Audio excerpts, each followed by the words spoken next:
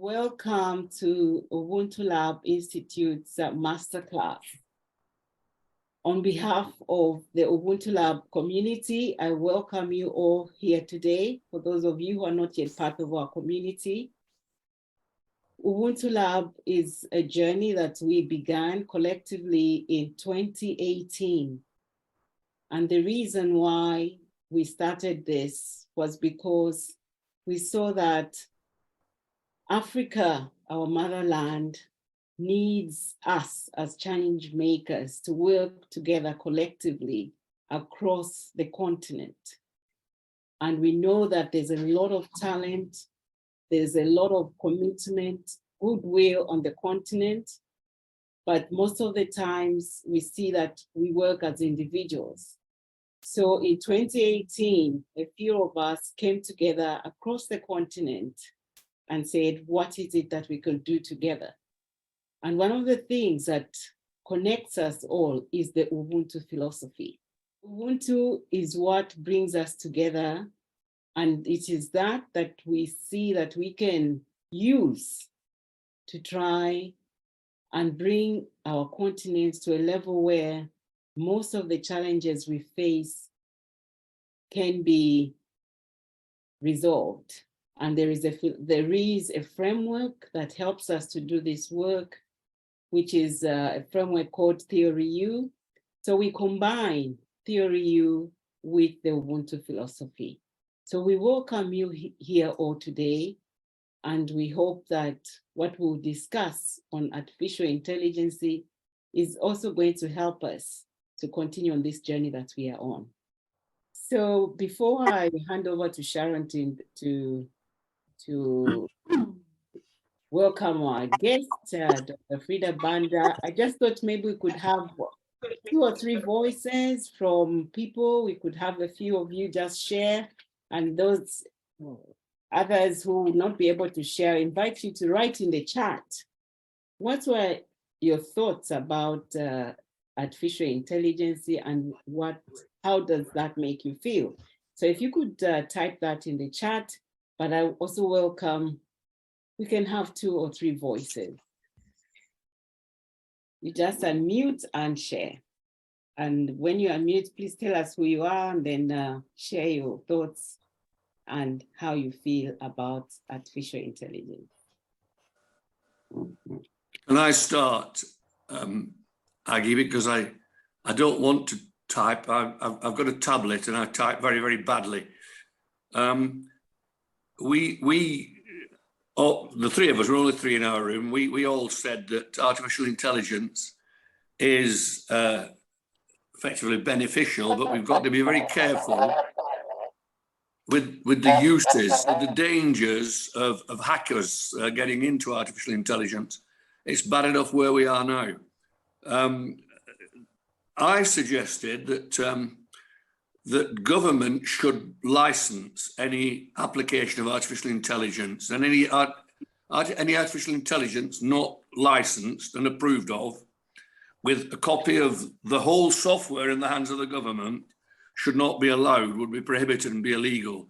And if any computer got this idea about wiping us out, there ought to be within the software a killer gene which the government could press a button on and totally kill the whole thing dead.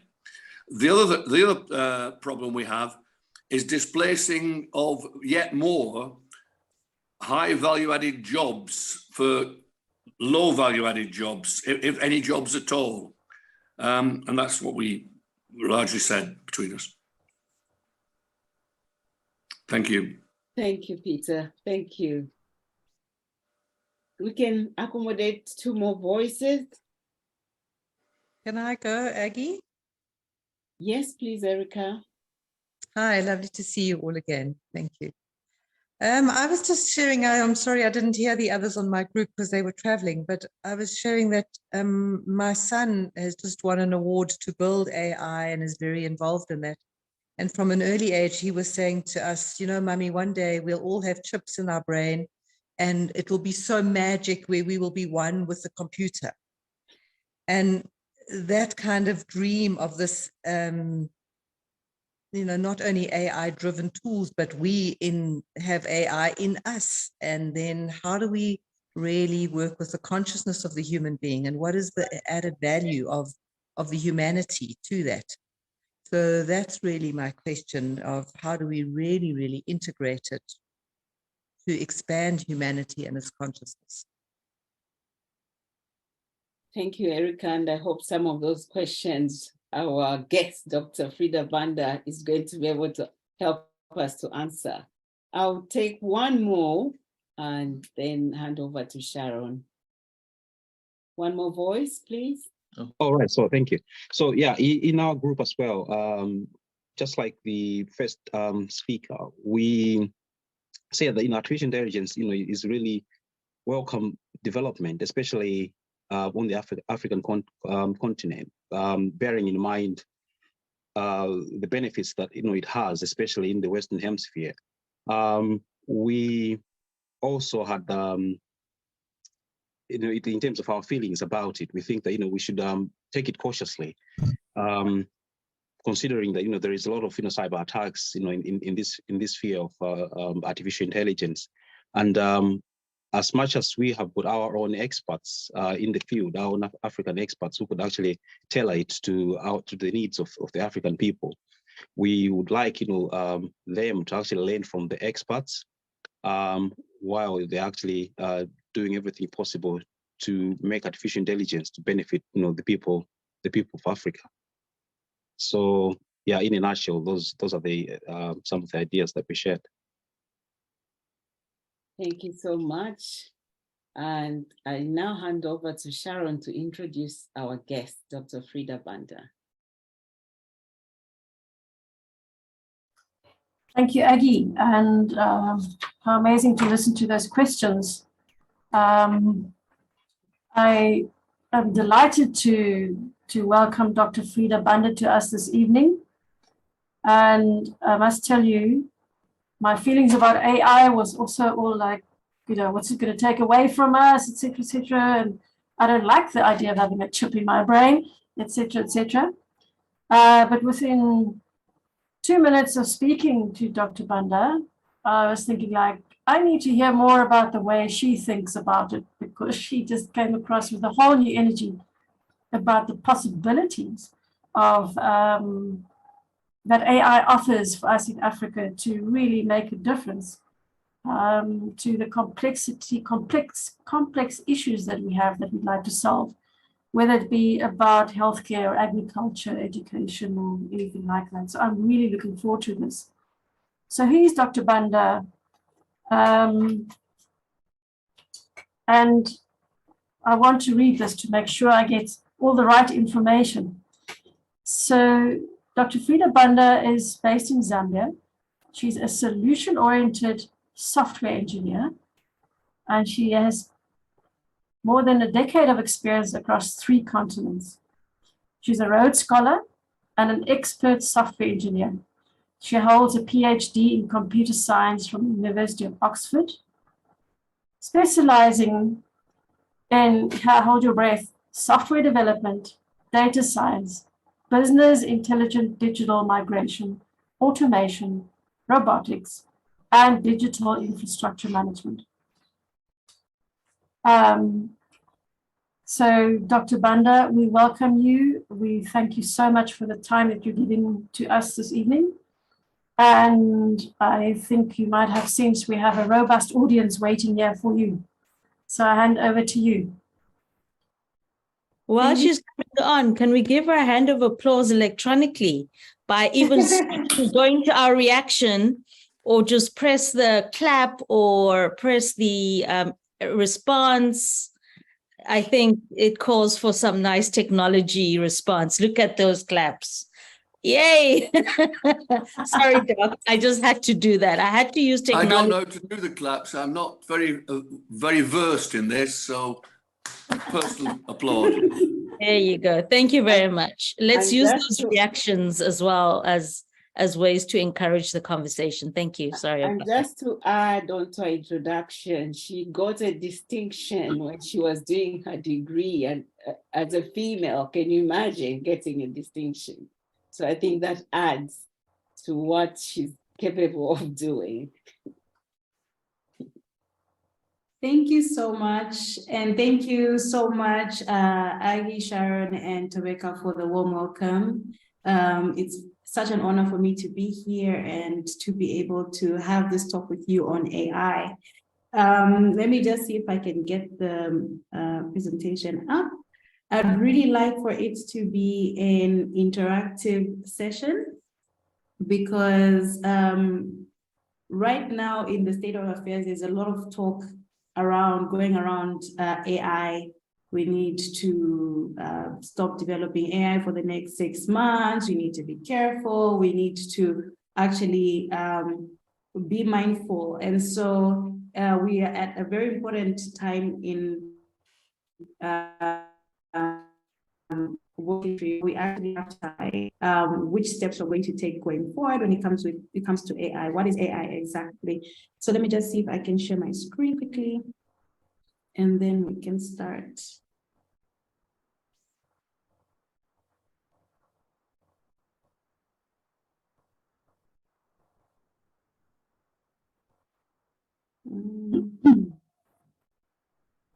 Okay. All right. If someone can just confirm if you can see my screen. We can. Super. Okay, so today our talk is about unleashing the power of AI in Africa. Like I said before, my name is Fredah, and I'm very happy to be here. My first question, which is what we had earlier, was what is AI and what are your feelings about AI? I was listening inside the group, and in our breakout session, we had some fears of positivity saying this is a chance for Africa to catch up, but also there were concerns raised when it comes to safety and execution. But I'm going to break it down into simple terms. In basic terms, artificial intelligence is intelligence demonstrated by a machine, okay? So if you look at what we consider as intelligent actions, which are associated with human beings and also other life forms, we have reading, understanding, comprehension, voice recognition, image recognition, object detection. All of these are different things which we associate with humans and say, oh, someone who's intelligent should be able to do these things. And so now we've been able, using technology, to be able to replicate the same things, but for machines. So an artificial intelligence system can reason, it can learn, and it can also act without supervision. So sometimes people actually use the term AI or artificial intelligence and machine learning interchangeably, but machine learning is a subset of artificial intelligence, and it is a technique used to develop systems that can learn from the data. So if you look at a normal AI system, it is built on rules, and based on the input that it gets, it's going to make a decision. But if you look at machine learning, it's able to learn over time and actually improve how it interacts with the environment based on experience. So if we look at it in a summary, we have artificial intelligence, which is the superset, okay? And this is a program that can sense, reason, act, and adapt. Then we have machine learning, which is a subset, which allows the machine to improve over time using learning. And then we have deep learning, which is even more intentional learning with the use of neural networks and lots of data. Now, most of the time when we think about artificial intelligence, we think of very futuristic things, or we also think of things that are only seen in developed countries. So for example, So this was my summary. So basically AI is built on rules, okay, and it's trained with data. So it's if you don't remember anything else from this masterclass, it would be important for us to remember that it's built on rules and it's trained with data. So whatever it is that we're doing, if you're able to put rules on how that is being done, basically AI can be trained to be able to do the same thing. And the more accurate it becomes depends on how much data you use to train it. So on one case, we have what we want to do, which is our objective. And then on the other end, we have the data that we use to train. Okay. So I'll just pause for a bit here. If there's anybody here, here we have some AI-driven systems and AI recommender systems. Is there any one system here that pops out to you? Which of these is your favorite AI tool? I'm surprised to see YouTube as identified as artificial intelligence. Yes, so they use AI recommender systems. And so when you log into your YouTube account, the predictions of what to play next for you or what to show you as potential videos to watch, all these prediction algorithms and recommender algorithms take note of your data and your preferences and preferences of people with similar files, recommend stuff to you. It's the same with Amazon. When you're trying to buy something, sometimes they recommend to buy a bunch of different things because sellers usually buy these together. And when you look at Facebook ads, sometimes you find that your ads, you may be talking about something and then you have ads and recommendations that follow in the line of what it is you're talking about.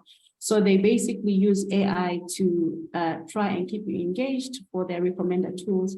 Whereas on the left, we have AI-driven systems like ChatGPT by OpenAI, Bard, and Copilot. These are systems which are heavy on AI, and these work with natural language processing systems to be able to take the text you give it and be able to generate either text or images or graphs or PowerPoints.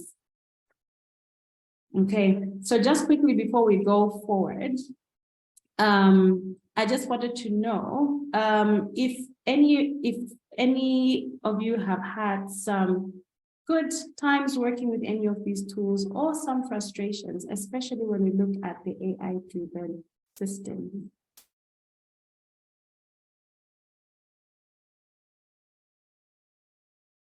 Okay. Please go ahead. Go first. Mm-hmm. I have tried using ChatGPT for trying to fine-tune my CV, and it was helpful for me. So I didn't have a challenge. These others, maybe Facebook for social media and YouTube for videos to catch up on what's going on in the world. Thank you. Thank you. I've seen in the chat, we have a lot of people mentioning ChatGPT. ChatGPT, Hans says, being on ChatGPT, although Bard is usually faster to respond. Then we have ChatGPT and Bard. Fabius is very interested in Vision Pro. So I'm seeing there's a lot with ChatGPT. It's being used by Margaret for social media content creation. Okay, and then here's an interesting one. So when we interact with AI, we need to understand that it's built on data. It's using data, and sometimes it doesn't give accurate data. And so you're supposed to fact check. So somebody here, Josine from South Africa, said inaccurate feedback from ChatGPT. It gave data from a report that doesn't exist. Okay. Negative with ChatGPT in terms of marking students' work.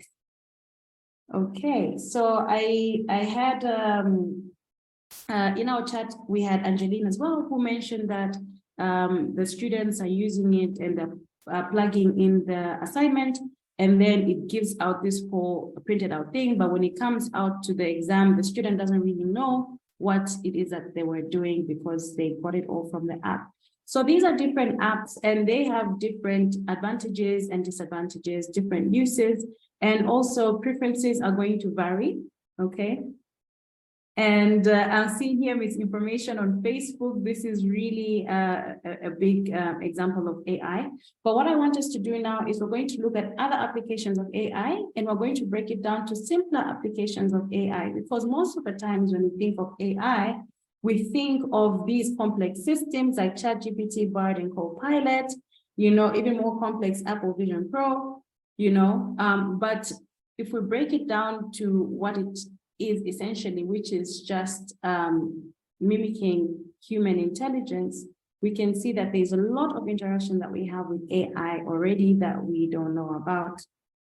Okay. Okay. So one of my favorite ones is real-time video processing. So as you can see here, we have a camera on the highway, and it's able to identify which ones are the cars. And with image processing and text processing, it's able to also pick up the number plates. And we've seen this being used in a lot of developed countries where you have speed cameras that are able to catch any traffic violations.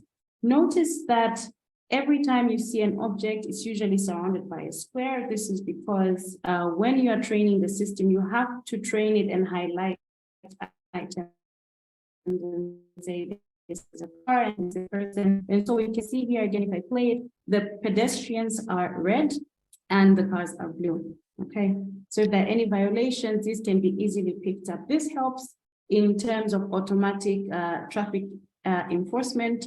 I remember in the UK, I barely ever saw traffic police on the side of the highway. This is because everything is automated. And if you run a speed camera, you get your notification immediately. We also have object detection, where it's able to detect different objects. So if we look at our state of the art when it comes to AI right now, we already have systems that have been trained to identify faces, trained to identify different objects in pictures and in videos, and more specifically, face recognition. This is one technology which has been used extensively in countries like China, where people are using it to check out. So when you go to the shops, you don't have to carry your wallet, you don't have to carry your phone. All you have to do is smile to pay. And what happens is this face recognition works with nodal points. So nodal points are basically points between different parts of your face. So the distance between your eyes, the width of the nose, the size from the forehead to the chin, the size of the jawline. And basically for face recognition, there's over 80 nodal points that are looked at. And so this is more like your fingerprint. And so if you're able to use face recognition, we use it for unlocking our phones and gaining access to our laptops sometimes. And so this is also an application of AI. Okay. One of the most common uses of AI is data analytics, which is what we see with our ads and the recommender systems, and even the social media networks that we use. The apps actually use data analytics to be able to access, based on different data points, you know, what would be the best recommendation for a particular user. And say self-driving cars, okay? So now we've moved on. So when you look at our AI, what you notice about our AI as we've been progressing is that our AIs have been progressing based on the technology that we're able to develop. So for self-driving cars, they're able to work because now they have all kinds of sensors. They have radar sensors, they have LiDAR sensors, they have infrared sensors. They have all these different sensors that are able to help the computer, which is a car, perceive the environment and be able to make the right decisions on switching lanes, on overtaking, on stopping at traffic lights, avoiding pedestrians, and all of that. So we've made a lot of strides when it comes to AI. But sometimes when we think about AI, we think about all these high-level things: image processing, speech recognition, face recognition, and self-driving cars. But there's use that we have with our AI, okay, which is, sorry about that. Basically, we've got everyday use of AI. And these include maps and navigation. When you open your Google Maps and you want to go somewhere, you've basically given your AI a task, which is that you want to get from point A to point B, and it's going to find the shortest path based on the statistics on traffic and your driving patterns, and it's going to suggest that for you. We also have telemedicine apps, face detection and recognition, text editors, and autocorrect. search and recommendation, there's very high AI that's used in the search algorithms to be able to determine what results should come first, what would be more likely to be useful for the user, as well as chatbots, which we've seen a high increase in, because now even the banks have automated a lot of the work using chatbots. A lot of these online platforms have realized that a lot of the customers who come to the business online with queries have got queries that happen often and are common, and these can be handled automatically using chatbots. Then we look at our social media apps, our payment platforms, and digital assistants. All of these are everyday uses of AI that we've gotten so used to them that sometimes we forget to actually think that this is actually AI. So AI is actually quite wide, and what it just depends on what your goal is and what it is you want to train it for, and then you can design it specifically for that.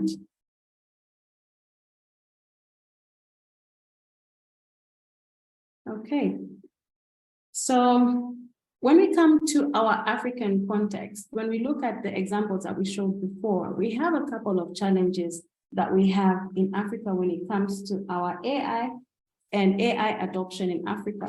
And the first one, which is our biggest challenge, is limited access and infrastructure. So Africa has significant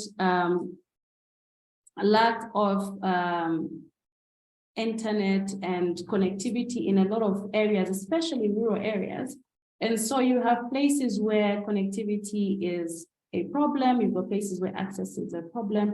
And so even as we're developing systems, we need to look at our population and we need to look at our people and see how we can be able to create systems that can be able to work even in places that don't have internet access, for example.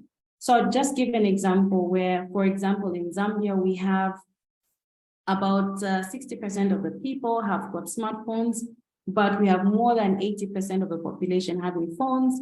And for the other percentage that don't have smartphones, they have feature phones. And so since AI is built on data, we can build systems that can be accessed using shortcodes or using the dial pad, or what we call USSD. And so basically, if somebody has access to any phone, they should be able to access services.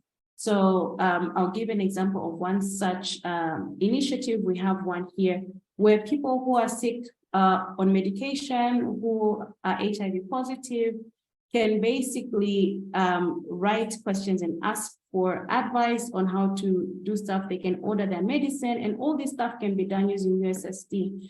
And so as much as we love the fancy AI that we see in China, in Korea, in the US, in the UK, when we're developing solutions for Africa, we need to look at our limitations and see how we can develop systems that can work regardless of those limitations.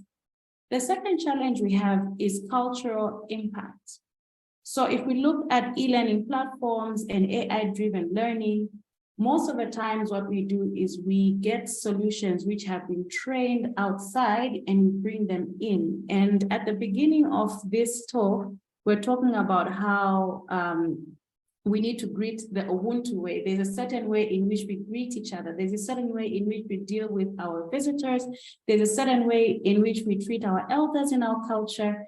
And so when we are using AI systems, especially for things like education, we need to be very mindful that it's very important for us to create our own systems and put in the rules which actually follow with our cultural beliefs and our cultural standards. And so even as we are training the children, we're training them in the rules that we have learned as we've grown. And so we are keeping them in our African and our Ubuntu culture. The skills gap is also one of the big challenges where we have ideas, but we don't have many people skilled in AI tools development. And so it's something that we need to work on and see if we can increase the development of skills in this area so that we can be able to apply ourselves much better. Now, earlier on, when we started this discussion, you mentioned that AI is about data and it's about rules. And so the biggest challenge that we have is that we have so much data in Africa, but we have it in manual form. We have it in books, we have it in receipts, we have it in non-digital formats. And for AI to be able to process it, we need this information in digital form. But the good news about this challenge is that this can be easily mitigated because we do have systems that can be able to actually pick up data from analog books and be able to turn it into digital data. Okay. Okay, so the next challenge that we have here in Africa is ethical considerations. When we look at the ethics, what is it that we want to teach? For example, in Zambia, what is it that us and we need to guard ourselves as we develop these AIs. So somebody mentioned earlier on in the beginning that we have to have, if I remember right, it was Peter McClellan who mentioned that there needs to be some kind of regulation because currently as it stands, AI is developing so fast that the regulation is somehow behind.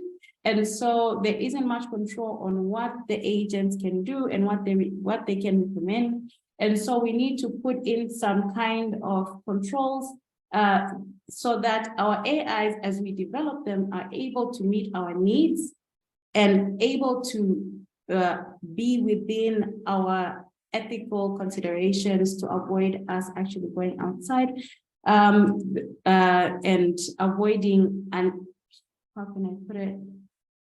Avoiding unwanted output. It's very hard to control something when you don't put any blocks. And so even as we're developing AI, as policymakers, as policy leaders, we need to understand what are the do's and the don'ts, what are the borders we don't want to cross, and what legislation are we going to follow to make sure that these rules are not broken. In my personal experience in Zambia, I feel like the biggest challenge that we have and the biggest fear that we have when it comes to AI is actually job displacement. And this is because if you look at ChatGPT, for example, I was watching a video where these YouTube content creators mentioned that they had researchers hired and they had proofreaders and they had about 6 different staff doing the data collection and research. And then he started using ChatGPT and it was so efficient and so fast. And so he basically laid off 3 of his employees. But it was interesting that even in that chat, he was concerned that very soon AI will start making the videos and then even he will be out of a job. So, so it's interesting because we seem to be comfortable with AI only reaching a certain point and saying it should stop here because if it goes beyond here, then it's going to affect me and then it's going to make me irrelevant. But what we've seen with especially things like ChatGPT on the plus side is that they've helped with productivity. How much time do you spend a day in your normal day writing emails? How much time do you spend a day searching on how to make an Excel formula that is going to help you to process the data? How much time do you spend going through, especially for researchers, going through documents, only to find out after reading 18 pages that this document was actually not relevant for what it is that you're looking for. And so we need to be able to see how we can use these tools, because this is what they are, actually tools, and see how we can use them to increase our productivity and improve our skills so we can spend more time focusing on the things that require us to do a lot more work. And we can cut down on the redundant things and use the tools for this. Our last challenge here is dependence on external solutions. So we like to copy and paste And when it comes to AI and for AI solutions, we need to be able to make our own custom-made solutions for our needs, and then be able to customize them and train them using our own data. I'm just trying to change this. Okay, so how is AI currently being used in Africa? Because it is being used widely. I can see a lot of us here active in our AI use, but our first take will be looking at how it's being used in education. So if we look at our AI, we see that the goodness about using AI for education is that you have personalized learning. So what happens is when the student is going through materials and when the student writes tests, how they interact with the material is taken note of. What they're able to get correct is taken note of. And so this personalized learning experience is able to tailor the learning experience for the student.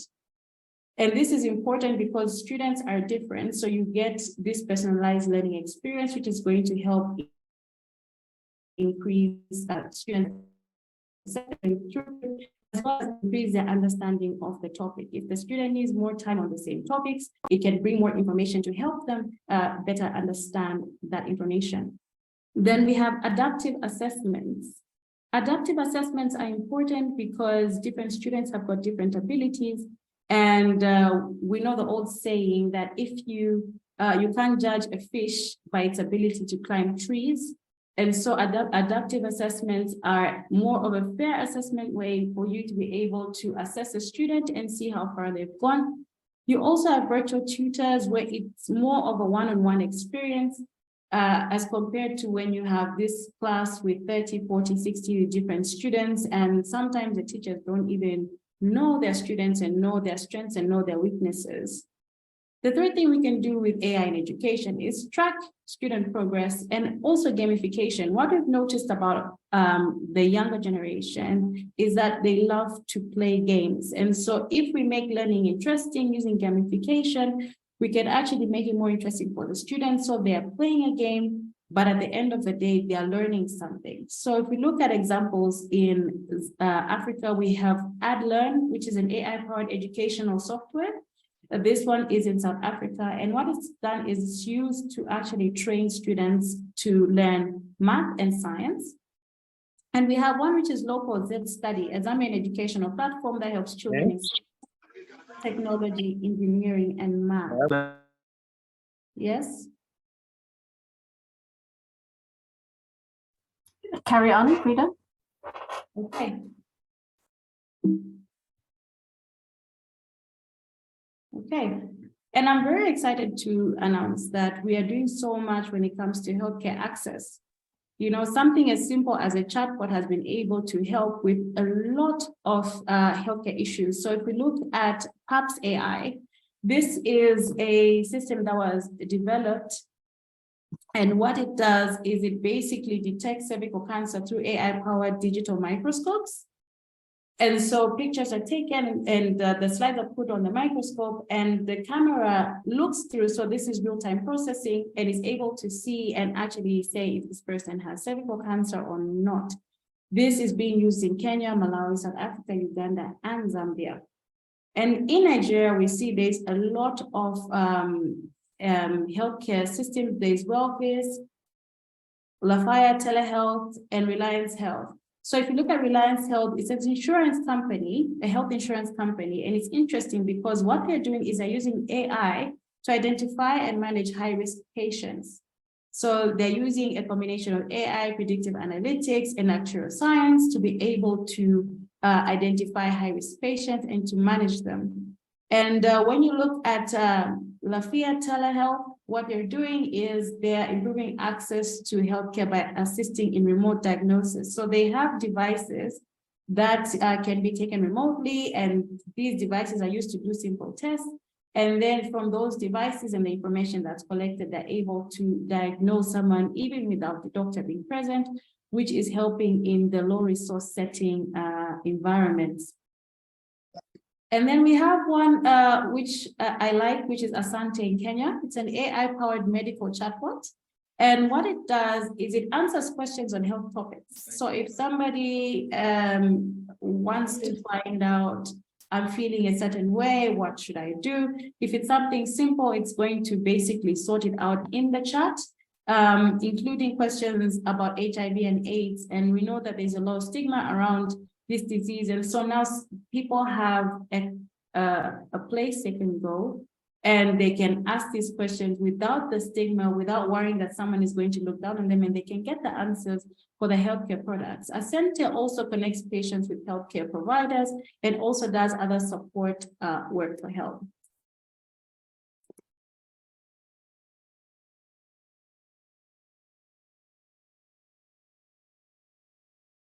Okay. Then we have AI being used in agriculture. And what it's being used for is different things. So we have drones now with very good cameras. And so these drones are able to fly over fields, are able to see the plants and to see the ones that are diseased, see the ones that need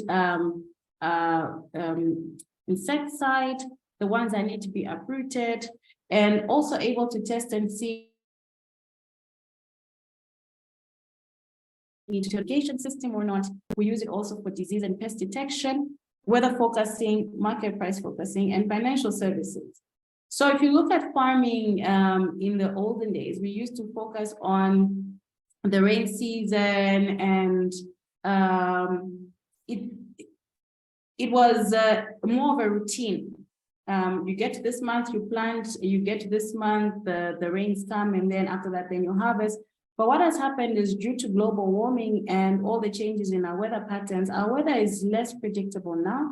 And so there are tools that actually help with this information, real-time information based on the weather forecast and weather predictions, to be able to advise the farmers on when is the right time to plant, when is the right time to harvest, also what is the right thing to plant. So if we look at some examples, we have Farm Crowdy, which is an AI-powered tool which connects farmers in Nigeria with investors, okay? And Tula provides information on crop management, market prices, and weather forecasts. So this helps the farmer plan better when to farm, what to farm, and how to farm. And Apollo Agriculture provides farmers with agronomic advice and market intelligence. And we see this being the market, especially the prices of goods and commodities, especially farm produce, can fluctuate quite a bit. So it helps to have something that's able to predict and tell you when is the best time to go to market. During the development of this PowerPoint, I was looking at different tools.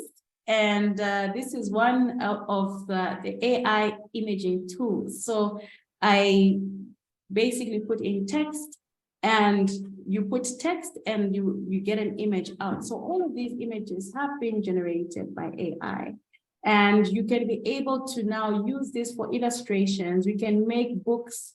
We can translate our traditional books. And if you have the limitation on how to, if you're not an artist and drawing is hard and painting is hard, now there are tools that allow you to be able to actually put in text, and this text should be able to give you images that you can use, output that you can use, fairly realistic images, and these can be used as illustrations for different books. Now, I'm more interested today in understanding from you, Ubuntu.Lab, what it is that you would like to do with AI, because the future of AI is in our hands. It's in all of our hands. But for us to be able to make AI a reality in Africa, we need to be able to engage with the topic. So today's session was more about us just understanding what AI is so that it doesn't scare us, and also collaborating and contributing to the discussion. Just a quick summary. Again, I'll just go quickly over what AI is before we have our breakout session. And we had said before, artificial intelligence is intelligence demonstrated by a machine. And so there are many, many different tasks that we are doing currently, which we do manually. that could be automated, that could have AI applied to them. And so I'd be very interested to hear what your thoughts are on what the way forward is. I'd also be interested to know what you think about the state of affairs of AI in Africa and AI abroad.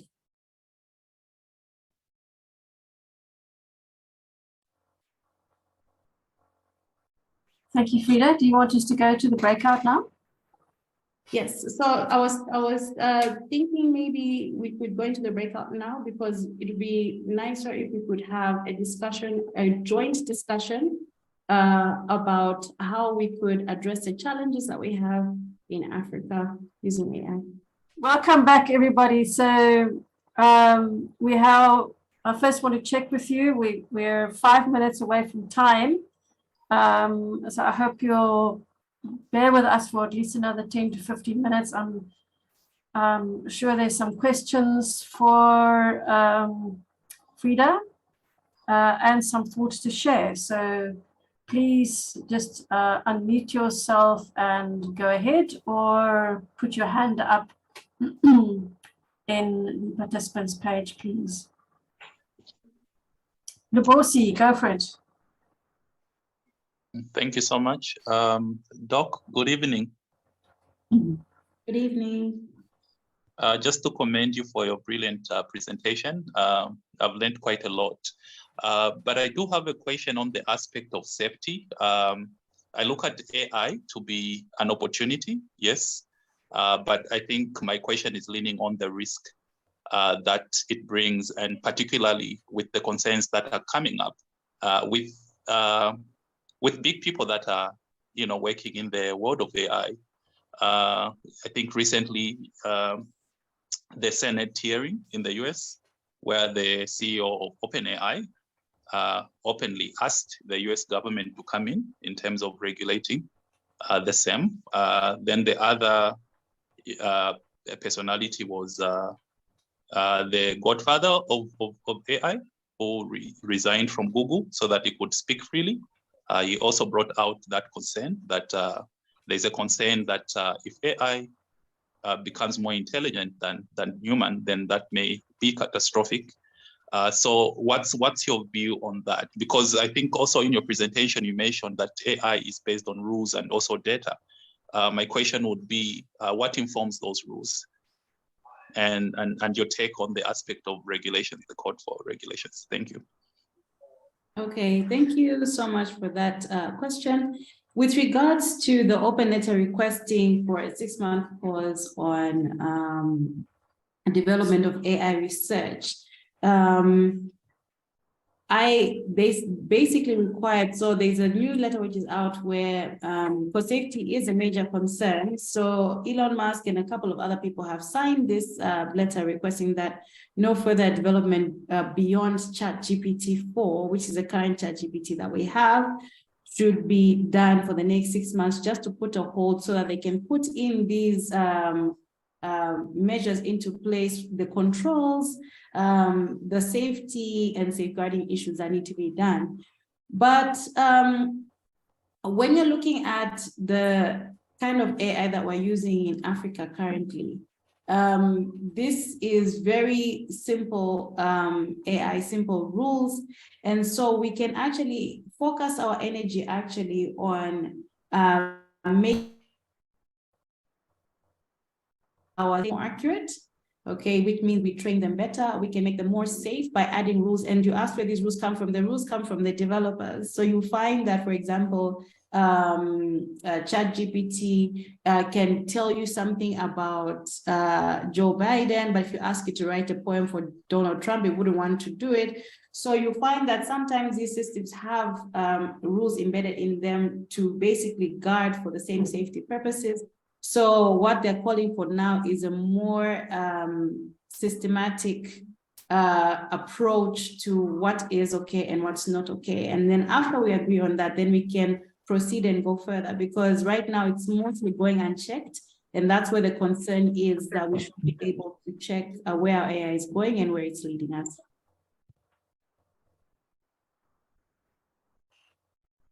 Victor. Okay, good evening all. Thanks, Doc, for the wonderful presentation. We were able to follow it well. I think it was quite intriguing, though a few things just to note. Maybe just to echo part of what was discussed in the presentation. First of all, we need to also appreciate, as much as AI has a lot of things that it has helped in our societies, it's worth also to note of its limitations in terms of emotions, creativity, and also ethical considerations. So, for example, when Doc was mentioning about self-driving cars, I think an issue that could come up would be would AI be in a position to make an ethical decision whether to follow the green light on the robot when, say, for example, an old woman makes a mistake or a blind person tries to cross the road at that moment. So that's one thing that's been so intriguing and maybe a challenge in the development of self-driving cars. But then the other question to the Doc would be, what are some of the ethical or maybe policy regulations that are being put in place in Africa, and also maybe having an insight into other countries in terms of data privacy? Because you see, AI uses a lot of data. When you talk about facial recognition, history of data, health of people, this data, where does it sit? And how are we sure that it's being used for the right purposes? So I think, do we have any policy or regulation that is there, that is placed in terms to protect people's data in terms of their privacy? Then the other thing to note, sorry, just quickly, is in Africa, how we could really overcome the challenges about AI is not being at the tail end as users of these systems of AI, but actually, because this, like Doc said in her presentation, AI uses data.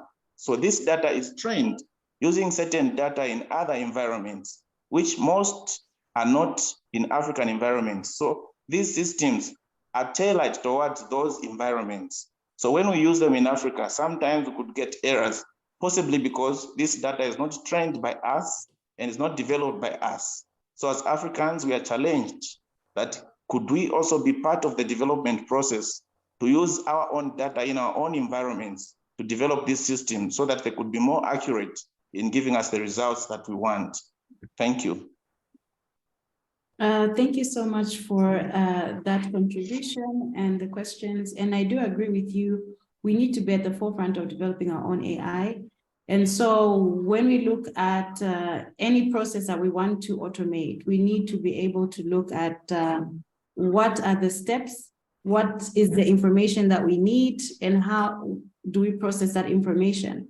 So you see, when you import a system and it's going by rules from a different place, you may find that the output is not what you're expecting, like you had mentioned earlier, because the system was built for another area, for a different community using different rules. So it is important that we develop our own. You asked about the data and where it's stored. So currently what's happening when it comes with or comes down to data protection, we sign away our rights in the terms and conditions of the data. So I'll give an example of Facebook, for example. When you, for you to be able to use the platform, they ask that you accept the terms and conditions. And part of the terms and conditions is listening to a microphone, checking your messages, you know. So there's a lot of stuff that is actually done where this data is collected. But what we're pushing for now is developing systems that are custom built for certain purposes. So for example, if we say that we want to have a system that's going to help farmers, for example, the information we're going to be collecting about the farmers is not information that they would be uncomfortable with giving. Would ask, when did you plant your maize? When did you put in the fertilizer? When did you do this? What were your yields? You know, so basically the use of data is highly dependent on the data that you're actually collecting. So if people are concerned about privacy issues, we can easily just do systems that are specific for a particular type of data, and you collect that data and there are no issues. We need to avoid, as systems developers, creating systems that are getting more access than they're supposed to, that are getting more data than they are supposed to. With regard to regulation, in Africa, we are still behind, because if we see America already itself doesn't have regulation for AI, and that's what they're calling for now. So we're hoping that very soon we'll have some regulation on what is acceptable and what's not acceptable. And we can see how we can tailor that to fit it for ourselves, because we are different, and we should be able to go through these things. I've just seen here that Josine has said the EU has just approved an AI Act. That is great, but we'd also have to have our own.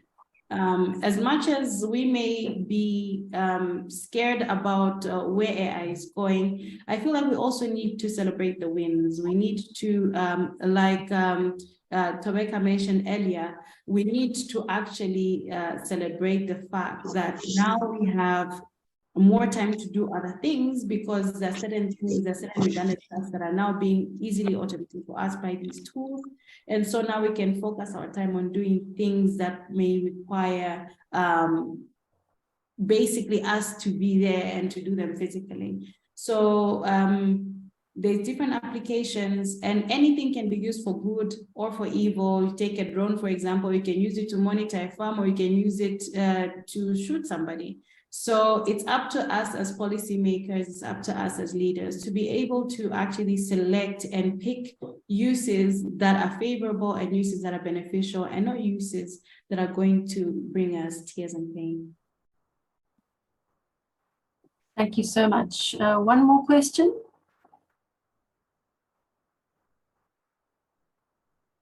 Yes, I have a question. I'd like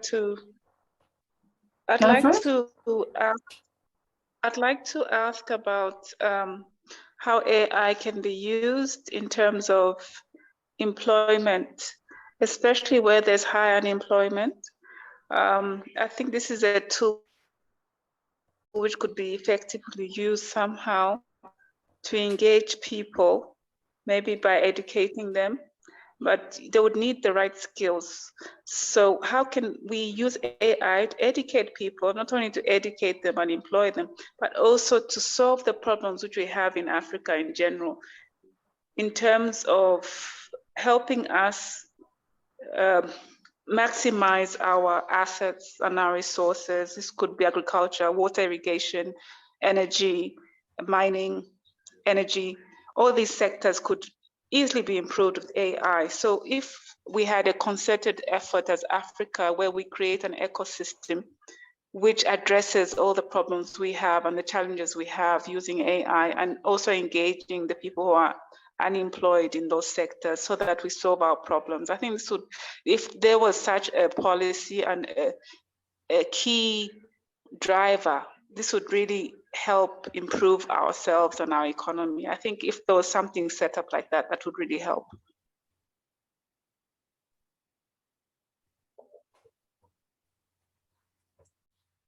Okay, so I see that was more of a contribution. I'm actually open to hear from other members in the chat how you think that we could use AI to improve or reduce our unemployment. One of the suggestions, which you already mentioned yourself in the question, was for education, for example. So basically, we're looking at AI-powered education, where you have tailored experience for the students. You have also tailored assessments for the students. And if someone is able to pass these assessments, there's an example of, there's a website called Turing, where people can basically work online as software developers. So what happens is you say the skills that you're good at, And then they have tests. You say you can do Python, they have a test for Python. You have Java, there's a test for Java. And if you're able to do these tests and pass these tests, and then now you get certified, and all these things are being done automatically. And so people can learn and acquire new skills. They can also get certifications for new skills, and then use those skills to try and see if they can get some jobs. I'm just open to hear if there are other suggestions on how we could use AI to reduce unemployment in Africa from the group.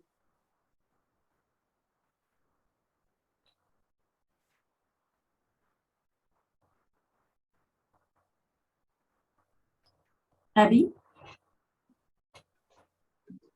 Hi, Doc. How are you doing? Thanks. Okay, great. For starters, I'd like to say great presentation. That was very informing, and I'm actually very interested. But then my question is, what are you doing to, especially we Africans, to make sure that we embrace and accept AI? Because like you said in your presentation, people are a bit skeptical about AI because people are afraid of losing jobs and all that. And an African would not really, look, I'm saying this because I'm an African as well. We don't really embrace things that actually affect us. So if I know that, look, if I support AI, either me or my friend or my family is going to lose their job, so probably we're not going to accept it. Whereby in the end you start having protests, peaceful protests, as though people speaking against AI. So maybe my question is, what are you doing in order to make an African like me and other people out there to really understand and embrace AI in the long run? That is my question. So just what are you doing towards the people? Thank you. All right, thank you so much, Abby, for that question. So for me, I am a passionate educator. So what I'm doing personally is things like this, where sensitization, basically, because a lot of people are scared of things that they don't understand. And that's why it was very important for us to understand what is AI, what is artificial intelligence, and it's just intelligence from a machine. And there are different applications. And even people who protest against AI, if you have a smartphone, then you're using AI. If you're using the apps and your calendars, then you're using AI. If you're using Snapchat, which puts filters on your pictures, then you're using AI. You know, and so we are already using it a lot. We just don't really see it that way. But it's also just good to basically demystify it, because it always just sounds like some kind of alien or some weird thing. But there's so many different applications of AI. And once we understand that, then we can actually come up with our own simple ones, complex ones. We can come up with ideas and say, I think I can do this using AI. I think I can do this using AI. And so for me, my goal is basically to help us to understand so that we're not afraid. Because if we know and we understand, then we'll be able to actually come up with our own solutions to solve our own problems. Thank you, Fredah. So I'm going to hand to Tama for the last question. Oh, so, okay. Thank you very much. That was a wonderful presentation. My own is not just a question, just to add up to what you said. Fortunately, today I had a meeting with the Minister of Education here in Nigeria, because we are organizing a conference called the Future of Education in Africa. So we're supposed to be in Ethiopia. So I just have to send some of my team to AU head office. And here, my major concern when we're having the meeting today was what the future holds for the younger generation. You know, we are not taught to create. We are only taught to use, you know, and that need to change. AI is not coming to lay off people. No, AI is an opportunity. Now, the question is, how can we convert this invention to an opportunity? And I was taken through history in those days. You know, back in the days here in Nigeria, you are not allowed to use TV because it was a sin. That was the mindset they had before that it was a sin.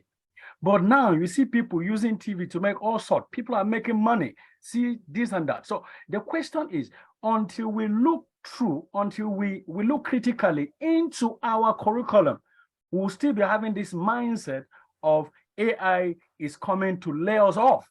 No, it's never. This is an opportunity that you can sit in your house and become a billionaire. Billionaires are not paper people. They are not people who are passing files from here and there. Imagine floater waves. A young guy from Nigeria sat in his house, built up a payment system, and within a twinkle of an eye, he became a billionaire. So but also we have this generational issue because the people that are in charge of the policies, the people that are in charge are still older generation. So there's this fear of these young guys are coming to put me off the market, but no. So I was telling them, as in this happened today, I had a meeting around 2:00 today, just to tell them because I've been there. So AI is a solution. It's not a problem. It's not a problem. I was part of the young people that was sent to Germany to study data science. And one of the things they make emphasis is Africa has all the data that the world need. But Africa don't know how to use the data. There's a concept called data wrangling. Our data is full of dirty. We don't know how to clean it. That is why boards coming into Africa, you see this e-payment system coming in, get all the information. They can predict how an African politician will react when a small news is being pop up on TV and on social media. So this is an opportunity. This is an opportunity for Africa to embrace. And also one of the problems we are facing is the way we sell product to an African person. You know, we need to know that any product that looks as if it's against our norms and value, you know, we always kick against it. It's always difficult for us to buy in. So there is a need for some people like Dr. Fredah, who is doing so well, to develop a concept on how they will sell it to the older generation for us to see reason to buy into it, or else before we accept the AI, another thing will have been out. You know, now they are now talking about 6, 7Gs. Africa is still struggling with 3G, you know, 4G. Before we get to 4G, they have moved to 8G. Before we know, you know, the world is fast approaching. So thank you for this conversation. But I want us from here to see AI as an opportunity. What can we do? People are now studying the wrong thing. What can we do to develop a system that will help people make the wrong choices of the course that they want to study? I take out a survey and I realized 60% of the people I've met studied the wrong thing because that was what I was given to them. They didn't study what they want to study because there was no system to guide them on what they should study. So AI is an opportunity. It's never a problem. AI will never lay off anyone's job, but AI will open up for easy making money. I'm sorry, I'm talking from this. I'm one of the Ubuntu's youth from Nigeria. So I'm very so I will drop the conference of the website. It's happening in September. So we have the buy-in of the African Union already. We're in talk with the ECOWAS. And you know, it's always very difficult because of the Nigerian government. The new government are just coming in. So we are trying to see how they can have the buy-in. I'll be very happy for Ubuntu to have a wonderful table, to have a section where we can share what we are doing to not just the government of Nigeria, but to the continent at large. So I just drop it on the chat section. Thank you. Thank you so much, Tama, for ending us on such a high. And so, Dr. Fredah, I think at this point we've kept people for quite a bit longer now, including yourself. Would you like to just close up with a sentence or two?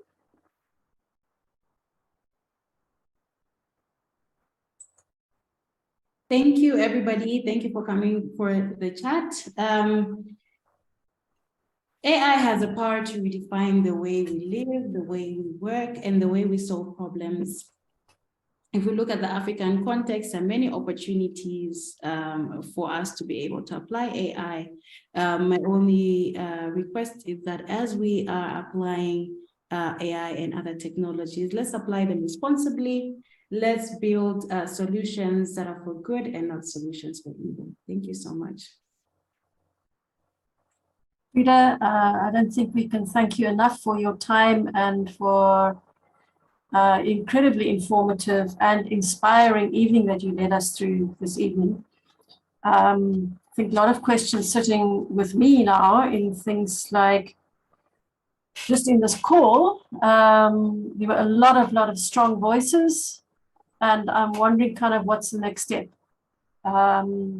It sounds like we need to make sure we create our own rules in Africa. We need to make that big AI machine, which is an African one, based on our African values, the culture. How do we get the policies done from the AI? If we've got an act in the AU already, how do we get it in the, hang on, UN? What did you say? Erica, you told us we have the AI Act in Europe, EU, sorry. So now we can have one done in the AU. And yeah, to really kind of see what do we make of this opportunity. And, you know, it takes a few people to create a huge shift. There's a good number of people on this call. So maybe we think about what is the next step? How do we do this together?